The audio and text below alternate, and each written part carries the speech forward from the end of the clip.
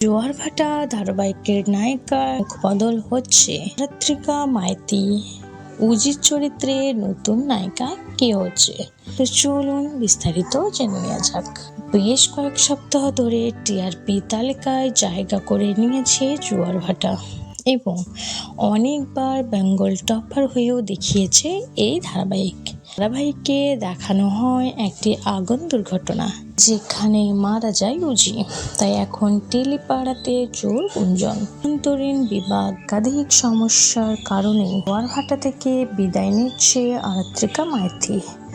নতুন উজি যখন কামব্যাক করবে তখন কোন নায়িকাকে দেখা যাবে, তবে কোন নায়িকাকে দেখা যাবে সেটি এখনো জানা যায়নি। তবে এটি এখন গুঞ্জন, কতটা সত্য এখনো জানা যায়নি। তো দেখা যাক শেষ পর্যন্ত কি হয়।